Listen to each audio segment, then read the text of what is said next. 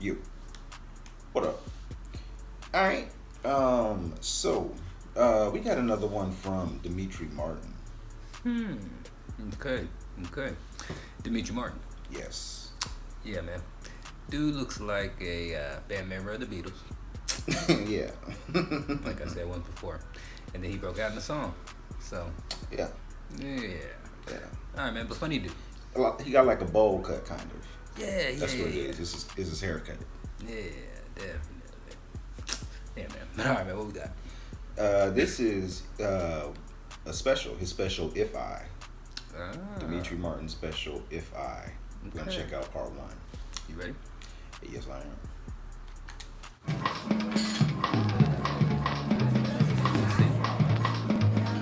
Now on BBC4 Comedy from a Perrier Award winner. From last year's Edinburgh Festival, and wowing them there again as we speak, and with strong language, Demetri Martin. Is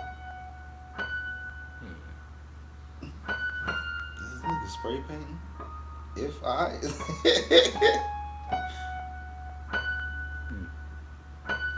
Okay. Dots their eyes after. You would have to spray paint that backwards.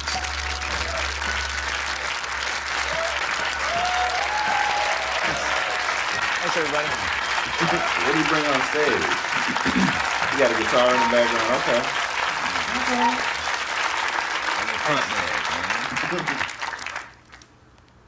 The unexamined life is not worth living.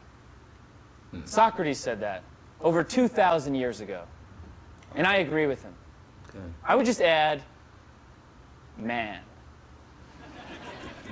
The unexamined life is not worth living, man. Because that hits me here. But when you do examine life, can you go too far? How much is too much, man? That's the question I had to ask myself recently. Because in examining my life, I got carried away. You see, some people are passionate about money or power. Other people are into sex or cats. While I like 3 of those things, my passion is for something less tangible. I love figuring things out. The process of exploring a possibility to discover something new, that's my passion. That's a simple pleasure I've enjoyed since I was a kid. But recently, things got complicated. That's what I want to talk about tonight. This is a story about what happens when one man's obsessive analytical mind goes too far and turns on itself. My story starts with one little word, if, and one medium-sized person, I. If I, the statement. If implying possibility. I implying Demetri. Because you see, it's in the if that I seem to have lost and then rediscovered the I. To put it another way, I figured, since I don't have a job or a girlfriend or much going on back in my flat, why not write an entire show about one word? If. But what does that word mean? Where does one find meaning in life? The dictionary. The nerd's Bible. Hello, old friend. This dictionary is American, which means it's probably fat. Okay, let's look up the word. If has 5 meanings. These are the 5 chapters in my story tonight. Let's start at the beginning. If meaning in the event that. Okay? A sample sentence always helps. Let's do one. If I eat another brownie, I will have explosive diarrhea. Or in my case, when I was a child, if I was uncomfortable or insecure, I would escape into my mind. You see, I believe that every person has a lens through which they see the world. Each of us in this room has a unique lens. And that lens determines the meaning of everything you encounter. People, places, experiences, even simple objects. For example, I have a bottle of beer here. This is a bottle of Rolling Rock beer, an American beer that you might find in a bar or the linen closet of a depressed housewife. But it's more than that depending upon your lens. An artist might look at this and see something green that's lit from the front and the sides. An ad executive might look at it and see the centerpiece of a billboard. A guy in a fraternity might look at it and then beat up somebody gay or brown. Damn. My point is, each lens is unique because it's derived from specific experience. I'm no exception. When I was a kid, I'd sit in class in school and I had trouble paying attention. You got his name My mind on would his wander. shirt. And I needed something to entertain myself, something to bring into class, to amuse myself, you know? sneak in my own reading. But it was never anything cool, like muscle flex.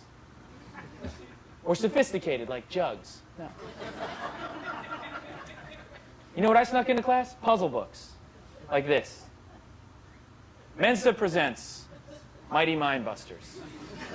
What the hell? Yeah, that's what I'm sneaking in. I'm hiding this behind my notebook. While other kids are daydreaming about pecs and tits, in my head there was a very different sound. If a crab and a half weigh a pound and a half, but the half crab weighs as much again as the whole crab, what do half the whole crab and the whole of the half crab weigh? Yeah, baby. Hurts so good. I had a pile of these books, obnoxious titles, games for the super intelligent, brain workout, brain workout 4. I can't even remember all the titles. I think one of them was, I'm smart, how can I prove it? 5. And I would toil over these problems. When I got one right, I would be like, yes, I am smart. These other idiots don't know how much the crabs weigh. But I do, because I just spent Saturday working it out. I matter. See, that was the way to feel validated. As a kid, you have definite problems in front of you with definite answers in the back. You look it up, banana. Yeah, I'm right, definitely, cool.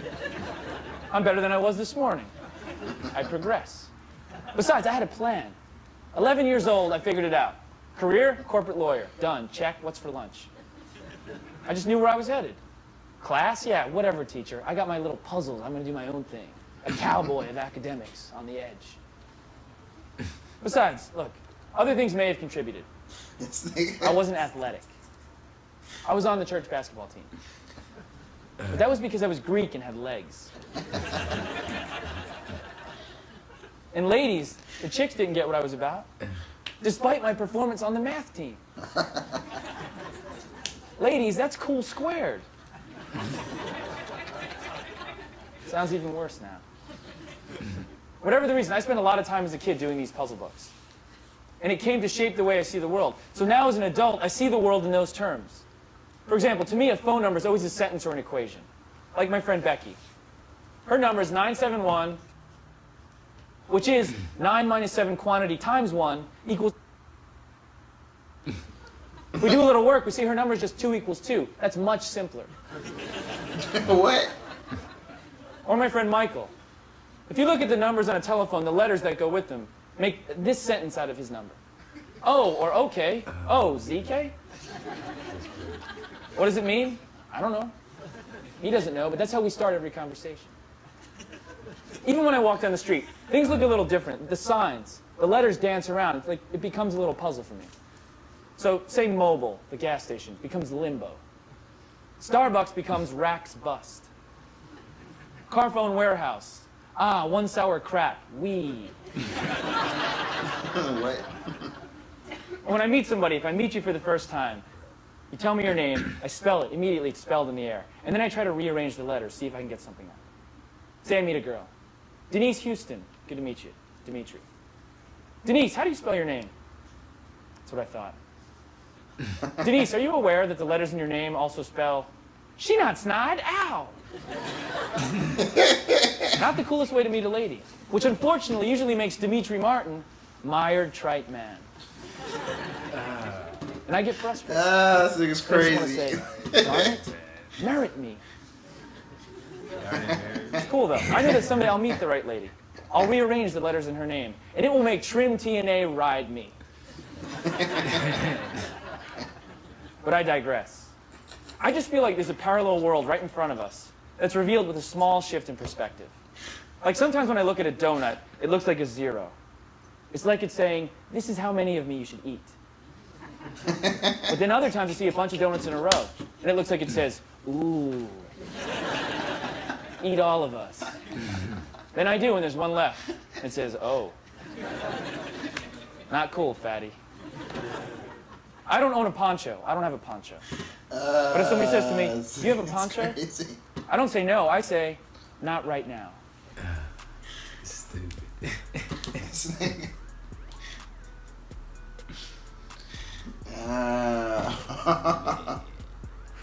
This nigga said the donut shaped like a zero. Cause that's how many of these you should eat. Yeah. But then when they're all lined up. Oh, those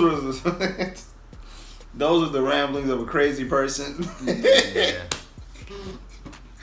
This nigga said, when I meet somebody new, I like to try to spell their name and rearrange the letters in their name to see what I can spell.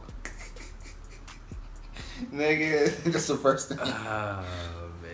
That's the first thing he says when he meets somebody. What's your, how do you spell your name? Yeah, so many crazy shit. Some crazy shit he was saying. Try me shout ooh. Try me something. Yeah. Yeah. Yeah, that nigga's crazy. Nigga said when he was a little kid in class, behind his school book, he had fucking Mighty Mind Busters. The fuck? Who asked that? Mind Busters. Nigga sneaking that into class. I don't think a teacher would have any problem with you doing Mind Busters. Yeah, this nigga was. Yeah, man. Yeah, man. It's gonna be interesting, man. Yes, different than what I expected. I was expecting like, what we've seen in the past, from like joke after joke after joke. It's like this nigga was telling a story about his life and who he was and how he came. Too deep analytically. Yeah, good analytical mind.